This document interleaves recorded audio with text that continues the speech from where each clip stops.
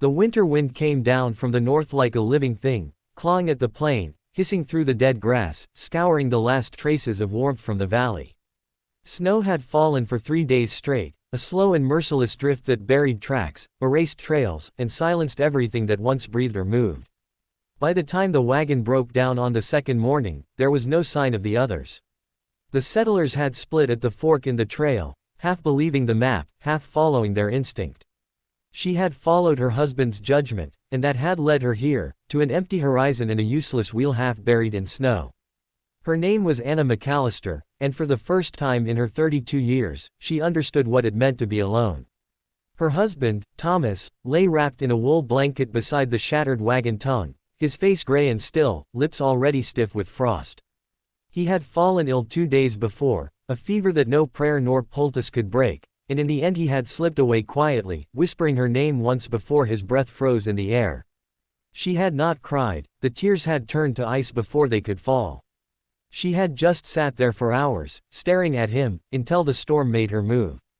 The others had promised to send help when they reached the next fort. She did not know if they ever would. She had begun to doubt they were even alive.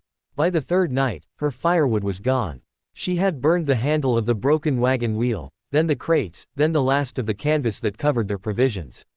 The wind tore through the seams of her coat and the hem of her dress. She had eaten the final crumbs of hardtack that morning, saving a small piece for the horse that no longer stood in the snow. The mare had wandered off sometime after dusk, and the silence that followed had been more terrifying than the howling of wolves. She had called out until her voice cracked, but there was no answer. Only the wind, always the wind. When the storm finally broke, the sun came weakly over the edge of the world, a pale coin in a colorless sky. The cold did not ease. She could no longer feel her fingers. She had started talking to herself, just to hear another voice.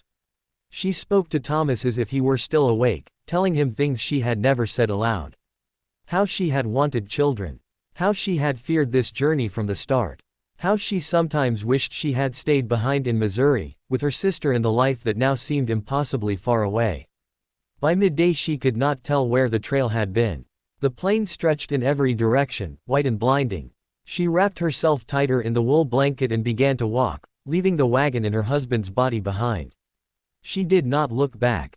The cold made thought slow and heavy. She followed the sun, hoping it would lead her somewhere, anywhere. Her boots broke through crusts of snow, each step an effort, each breath a struggle. Hours passed. The wind returned. When she fell, she did not feel pain, only a deep, irresistible weariness. She told herself she would rest for a moment. Just a moment. She might have slept forever there, beneath that endless sky, if not for the sound, the soft thud of hooves, muffled by snow. She thought at first it was a dream. Then came another sound, closer, the snort of a horse, the creak of leather. She opened her eyes and saw a dark shape moving against the horizon. It grew larger, clearer, a man on horseback, wrapped in a blanket, his face hidden by a hood of fur. He dismounted and approached her carefully, his boots silent in the snow. She tried to speak, but her lips barely moved. He knelt beside her, his eyes sharp and dark beneath the shadow of his hood. He said something she didn't understand, a word that sounded like wind and stone. Then he touched her face, the warmth of his hand shocking against her frozen skin. He looked around quickly, assessing, then lifted her as if she weighed nothing at all. She felt herself rising, felt the rough texture of a saddle, the warmth of the horse beneath her. The world tilted, and the sky spun. Then everything went dark. When she woke again, it was to the sound of a crackling fire. The air was warmer, thick with the smell of smoke and juniper. She was lying on a bed of furs inside a shelter of hides stretched over bent poles. Her coat had been removed, replaced by a heavy blanket that smelled faintly of pine. The light flickered against the walls, painting them in golden shadow. For a moment she didn't know where she was or whether she was alive. The man sat near the fire, his back straight, his hair long and black, tied loosely with a strip of leather. He turned when she stirred, his expression calm but alert. He said something in his language again, slow and low, as if not to frighten her. She tried to answer but coughed instead, her throat burned. He handed her a small wooden bowl filled with water. She drank greedily, the cold liquid tasting like life itself. "You saved me," she whispered, her voice barely audible. He did not seem to understand the words, but he nodded once, solemnly. Over the next hours, he tended to her without speaking much. He fed her broth made from roots and meat she could not name. He wrapped her frostbitten hands in strips of soft cloth and massaged warmth back into them. When she tried to sit up, he gently pushed her shoulder down, shaking his head. His eyes were steady, not unkind. She realized he was younger than she first thought, perhaps no more than 30. His movements were precise, efficient, but there was a gentleness beneath them, as though he was used to caring for someone fragile. When the storm returned that night, she could hear it battering the outside of the shelter, but inside there was only warmth and the quiet rhythm of his breathing. She watched him through half-closed eyes as he added wood to the fire. His profile was cut from shadow and light, the angles of his face sharp yet peaceful. She wondered what his name was, what tribe he came from. She had heard the men in their wagon train speak of savages and raiders, but the man before her did not fit those words. He moved like someone who belonged entirely to this land, who understood its cruelty and its grace. By the third day, she was strong enough to speak more, though they shared few words in common. She told him her name, Anna, and pointed to herself.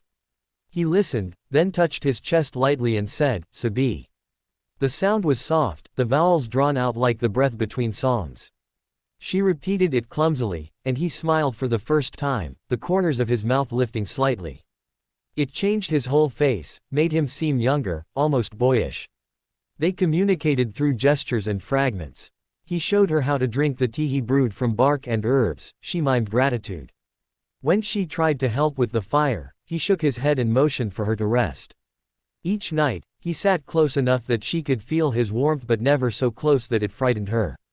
In his silence, she found a strange comfort. He asked for nothing, demanded nothing, and yet his presence was steady, like the heartbeat of the earth. Days became a rhythm, morning light through the cracks of the hide, the crackle of the fire, the low voice of the wind outside. She began to regain her strength, to walk a little. Once, when she stepped outside the shelter, she gasped at the view, miles of white plains stretching toward red cliffs in the distance. Smoke rose from another shelter nearby, smaller. Empty now. She realized then that he lived alone. That evening, as the sun bled into the snow, she sat beside him and pointed toward the horizon. "The fort," she said softly, "the others, they went that way." He watched her carefully, understanding the intent if not the words. Then he shook his head slowly and gestured toward the north, toward the mountains where the snow was thickest. "No," he said in English, the word rough but clear. "Dead." She looked at him, her stomach twisting. He did not say it cruelly. It was simple fact. She turned away, tears hot against her cold cheeks. He reached out, hesitated, then laid a hand gently on her shoulder. She didn't move for a long time. When she finally looked back at him, he withdrew his hand but kept his gaze steady. In his eyes, she saw something she had not seen in months, not pity, but recognition.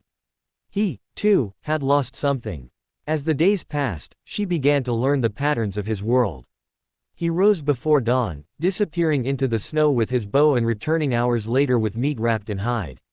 He showed her how to dry strips of it over the fire, how to melt snow for water. He laughed quietly when she tried to copy him and failed, not mocking but patient. She began to see how the land spoke to him, how he read tracks invisible to her, how he seemed to feel the wind shift before it changed. He taught her small words, water, fire, food, and repeated them until she could say them right. Sometimes, when he thought she slept, she heard him hum. The sound was low and mournful, like the earth itself was remembering something. It made her ache inside. She realized she had stopped thinking about Missouri, about the fort, about the wagon and the graves she had left behind. The world before the snow felt like a dream she could no longer return to. Weeks turned to months. The snow melted slowly, and color returned to the land. She gathered herbs while he hunted. They began to share small smiles, fragments of laughter that bridged the silence. She learned his story in pieces, how his family had been taken by sickness, how he had wandered for years before building this shelter.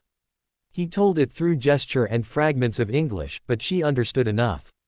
They were both ghosts the world had forgotten. One evening, as spring came whispering through the valley, she sat by the river that ran near the shelter. The water was clear and cold, the stones beneath it smooth as bone. He joined her there, sitting quietly, his shadow stretching beside hers. For a long time neither spoke. The air smelled of pine and thawing earth. She turned to him and said softly, "If you hadn't found me," her voice broke. He looked at her, eyes dark as the water. "You live," he said simply. "You live." Then he touched her hand, not by accident, not in passing, but with intent. The contact was light, respectful, but it carried a promise that words could not hold. Something shifted between them that night. It was not sudden, not a rush of passion, but a slow unfolding of understanding, like the thaw of ice beneath the spring sun. They had shared silence, hunger, and survival. Now they shared something deeper, a recognition that the world had stripped them bare and left only what was true. When the first green shoots appeared in the valley, she woke one morning to find him gone.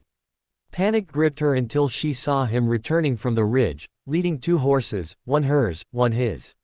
He had repaired the old saddle and loaded it with provisions. When she looked at him questioningly, he said, "We go."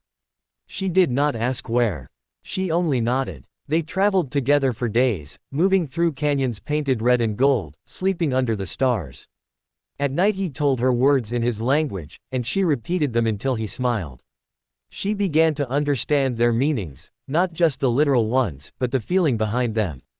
There was one word he said often, a word that sounded like "ai," which she learned meant, "thank you."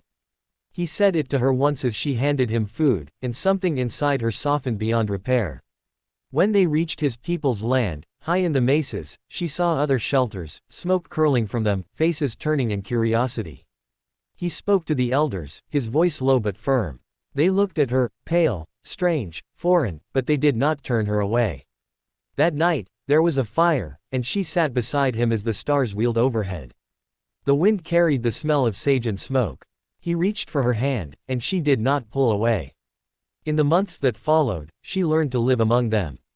She wove baskets, gathered corn, learned to laugh again. The people accepted her slowly, then completely. They gave her a new name that meant woman who came back from snow. When she looked at Tse'bi, she knew it was true. He had found her at the edge of death and given her back to the world, not as she had been, but as something new. One evening, as the sun sank over the red cliffs, he stood before her in the light of the fire and spoke to the elders again. She did not understand all the words, but she saw their nods, their smiles. Then he turned to her and said softly, "You stay. You be my woman, my wife." His voice trembled slightly, the only time she had ever heard it do so. For a long moment she could not speak. The world around her faded, the fire, the voices, the endless desert sky. All she saw was him. She stepped forward and touched his hand. "Yes," she whispered. And in that word was every mile of snow, every ghost of her past, every breath she had fought to keep. He pulled her close, not in hunger but in reverence, and the fire between them glowed like the first sunrise after a long, merciless winter.